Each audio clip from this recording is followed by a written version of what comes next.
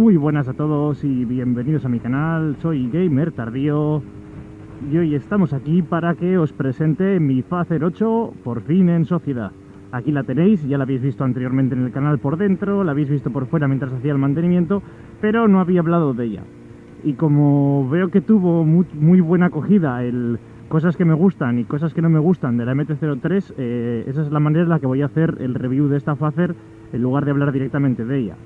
Ahora voy a empezar hablando de las cosas que me gustan, que obviamente son muchas, pero voy a hablar de algunas que creo que son importantes recalcar, ¿vale? Porque al final hay otras cosas en las que pues igual me daría un poco igual, ¿no? O sea, me podría servir cualquier otra moto o simplemente no le doy mucha importancia, pero os voy a comentar algunas que sí que me han sorprendido muy gratamente de esta Fazer 8. La primera es el rango de revoluciones útil de la moto, es decir, es una moto que como buen 4 cilindros, pues técnicamente donde funciona bien y donde da toda su potencia es arriba, pero yo por ejemplo he ido con mi pareja, que no le gusta mucho montar en moto, entonces cuando he tenido que ir con ella he tenido que ir despacio y he podido ir desde las 3000 revoluciones con maletas con ella y la moto prácticamente a plena carga y en ningún momento me ha flaqueado, es decir, tiene bastante para bajas revoluciones. Por supuesto, para mí, habiendo dado el salto desde el MT-03, pues obviamente no me da la sensación de tener mucho par en bajas, de hecho me da la sensación contraria, de ser una moto muy suave desde abajo, pero bueno, sí que es verdad que cuando lo necesitas pues te responde desde abajo, si bien no con demasiada potencia, pero nunca se caga por muy baja de vueltas que la lleves, y eso me ha gustado mucho porque hace que se pueda ir con ella muy suave. El punto número 2 pues precisamente es esa suavidad. Es una moto que va súper suave, que vibra muy poco, que es silenciosa. Yo de hecho le he puesto un tubo de escape MIP GP porque es que con el de serie me sonaba completamente eléctrica, y con el MIP GP aún así, pues sí, es verdad, suena algo más ronca y tal, pero aún así tiene un sonido muy suave, unas vibraciones muy bajas. Es una moto suave, esa sería una de las primeras cosas para describirla. Obviamente, pues como os comentaba antes con el rango de evoluciones, hay un punto en el que si tú subes mucho la moto de vueltas, pues obviamente te va a vibrar, va a hacer ruido, va a ser más incómoda, pero digamos que de 6000 vueltas para abajo tienes una moto muy dócil, muy cómoda, ideal para hacer turismo o uso turismo de la misma, obviamente sin ser un 6 cilindros en línea, pero que se desenvuelve muy bien. Vaya ruta más mala que he elegido para comentar este vídeo, llena de badenes. En tercer lugar, ¿qué me gusta mucho de esta moto? Pues es que es una moto muy espartana, ¿vale? O sea, es una moto que si bien tiene componentes modernos, tiene una horquilla invertida, tiene unos frenos de buena calidad, pues ya viene con una pantalla mitad digital. En el tema mecánico realmente es una moto digamos casi clásica, es decir, no tiene nada, en mi caso no tiene ni siquiera ABS, que sí lo hay, pero es que no hay ningún tipo de ayuda electrónica. Las manetas, tanto la maneta de frenos de cable, el acelerador es de cable, pues bueno, al final esto puede ser algo positivo o no. En mi caso me parece muy positivo desde el punto de vista del mantenimiento. Es una moto muy sencilla de trabajar en ella, dentro de lo que es obviamente un 4 cilindros y no pues una sencilla monocilíndrica, pero bueno, dentro de lo que es una moto gorda, por decirlo de alguna manera, es una moto en la que se le puede meter mano bastante fácil. Luego, ¿qué más cosas me gustan? Pues me gusta mucho el chasis, ¿vale? Esta moto lleva el chasis de una R1, no sé si es del 2004 o 2006, con lo cual lleva un chasis muy superior a las necesidades que va a tener el usuario de esta moto, lo que hace en un conjunto pues bastante duro, aunque bueno, las suspensiones luego son blandas y te lo compensa, pero vamos, que si tú esta moto te vas a meter a circuito, le arreglas las suspensiones y obviamente pues no vas a tener una 600, o sea, no, como una 600 deportiva, porque tienes algo menos de potencia, pero sí vas a tener más bajos y sí vas a tener una moto pues bastante solvente, digamos.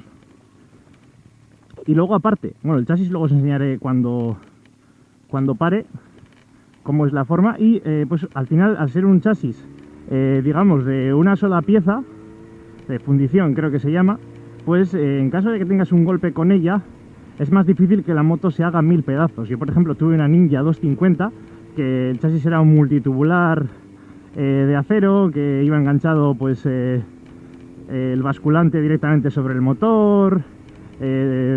Prácticamente todo va montado sobre el motor. Entonces, claro, en el momento que te das un golpe, la moto se destartala entera. Por ejemplo, es una de las cosas que tiene mala la MT-07, que es una moto que aligera mucho peso, pero, por ejemplo, como digo, utilizando el motor como chasis. Lo que hace es que sea conseguir una moto muy ligera con un precio pues muy contenido, pero el hándicap de tener esa moto es que es mucho más fácil que se rompa en caso de una caída. Obviamente, pues en los precios en los que se mueve esa moto, pues implica ofrecerte una moto muy barata a un precio muy contenido, y es una solución muy buena. Pero yo, como había roto esa Ninja 250 en el pasado, pues quería una moto que tuviera un chasis de estas características, y es una cosa que me pareció interesante a la hora de comprarla. Luego, ¿qué más cosas? Pues el display. Ahora os montaré un vídeo viéndolo más de cerca. Pues me gusta bastante porque tiene un tacómetro analógico con su aguja, que la puedes ir subiendo, que es una de las cosas que más llamativas me parecen siempre en un display, y es una de las cosas que no me gusta de los modernos digitales, que ya no tienen la aguja. Y por otro lado, pues todo el resto de la información, pues sí que está con una pantalla digital, pues para mayor facilidad de la información. Tenemos la velocidad, tenemos el cuenta kilómetros con 2 parciales, tenemos también la hora, y tenemos testigo de combustible y de reserva. Muy importante o muy interesante en mi caso el nivel de combustible, porque otras motos no lo tienen y tienes que andar siempre pues haciendo florituras para ver cuánto llevas en el depósito. ¿Qué le falta para mí? Pues aunque ya os digo que el display me gusta mucho, para mí le faltaría que incluyera pues un testigo de temperatura del aceite, porque sí que lleva de temperatura del agua, pero no lleva del aceite, y al final tener de ambos implica facilitarte la localización de una avería en marcha si te encontraras con ella. Luego, otra cosa que me gusta mucho, pues que bajo el asiento del acompañante hay bastante más hueco que en la mayoría de las motos de corte, digamos, deportivo. O sea, naked, deportivas, supermotar, o sea, todo moto digamos de uso diario. Y a este tío se me va a cruzar seguro.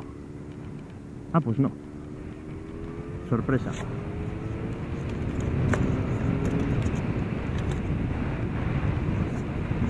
Entonces, bueno, como os comentaba, sí que es verdad que no es un hueco en el que puedas meter nada muy grande, pero pues siempre vas a poder meter una bolsa de herramientas más grande de lo convencional, igual un pequeño kit de reparapinchazos, una cesta o una mochila plegada. Quiero decir que es bastante grande para lo que es.